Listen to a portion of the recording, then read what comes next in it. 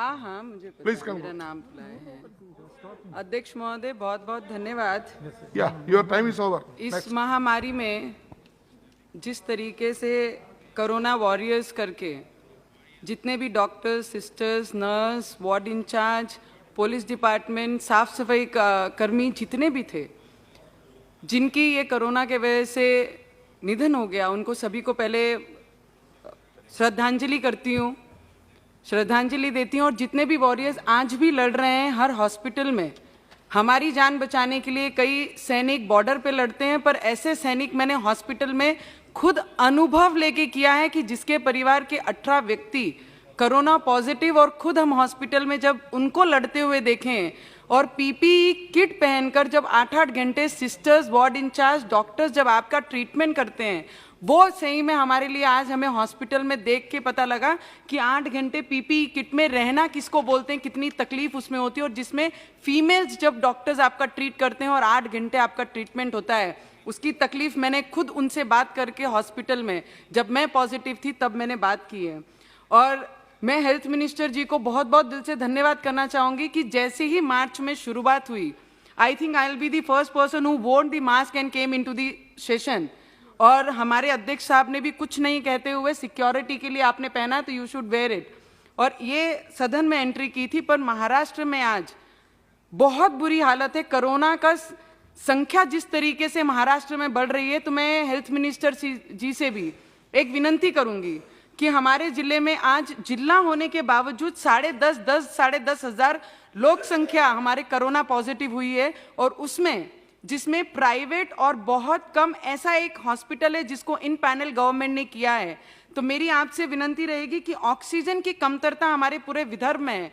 4 जिले मिलाकर 1 tanker oxygen आप अगर सप्लाई करते हैं, तो जिनको ऑक्सीजन की सच में ज़रूरत है उन्हें आज ऑक्सीजन प्रोवाइड नहीं हो रहा है। तो ऐसी एक कंपनी है आइनॉक्स करके, आपके माध्यम से एक आदेश उन्हें दिया जाए कि हर डिस्ट्रिक्ट में 1 टैंकर रोजाना हर डिस्ट्रिक्ट को ऑक्सीजन सप्लाई किए, जिससे हमारी मृत्यु की संख्या हम रोक सकें और जिनको ऑक्सीजन की ज़रूरत है उन्हें प्रोवाइड कर सकें। तो मैं आपसे विनंती करती हूँ। और जिस तरीके से महाराष्ट्र में आज 10% प्राइवेट हॉस्पिटल रिजर्व किए गए हैं, उसे बढ़ाकर 50। Sir, Please conclude. I have fought with this corona, so let me please talk on this because I have known this personally. क्योंकि पहले दिन से हेल्थ मिनिस्टर जी के साथ में, एक्सटर्नल अफेयर के साथ में बात करते करते हम लोगों ने यहाँ तक, अभी तक हम लोगों ने ये चीज़ें पार की हैं।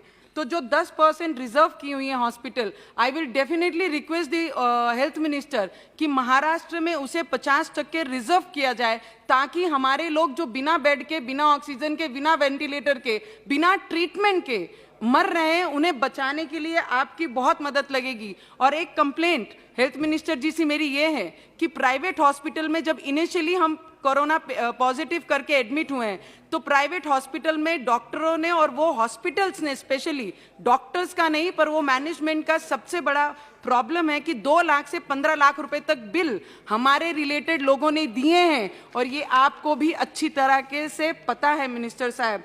और दूसरी, जिस तरीके से, जिस वैक्सीन से हमारा ट्रीट होता है हॉस्पिटल में, एक तो रेमडेसिविर और टोसिलाज़ोमैब जो है, मंत्री साहब बोलते हुए दुख महसूस होता है कि जिस हॉस्पिटल में हम लोग ने जाकर अपना ट्रीटमेंट किया है, जिस वैक्सीन की कीमत, जिस वैक्सीन की rate, it is only 4,000 rupees. Myself, I am the victim of this medicine कि I have paid for that medicine vaccine for 11,500 and टोसिलाज़ोमैब.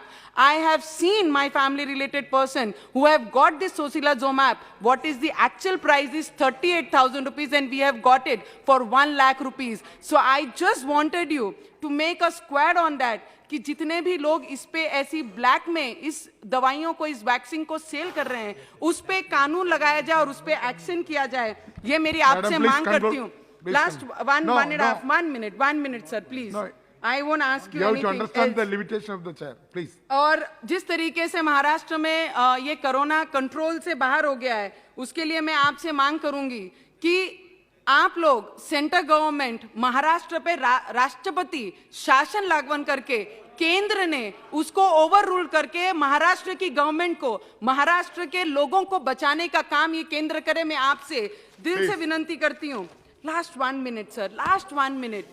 और हमारे राज्य के मुख्यमंत्री साहब बोलते हैं कि माझा गांव माझी जवाबदारी, ये मेरा गांव और मेरी जवाबदारी है। महाराष्ट्र के हमारे सीएम वो घर में बैठकर, अपनी सीट पे बैठकर, चेयर पे बैठकर अपनी जवाबदारी दिखा रहे हैं। पर मुझे उनसे एक प्रश्न करना है कि आप कब बोलेंगे कि माझा महाराष्ट्र माझी जबाबदारी? अरे घरात बसून कोणाला जबाबदारीचा अनुभव येत नाही। जर अनुभव, एक मिनट से लास्ट का बोलना बहुत जरूरी है, क्योंकि जिस हिसाब से शरद पवार साहब 80 साल के होने के बावजूद पूरे गांव में और पूरे जिलों में महाराष्ट्र में घूमते हैं। अरे ये यंग सीएम होने के बावजूद एक भी जिले में जाकर इन्होंने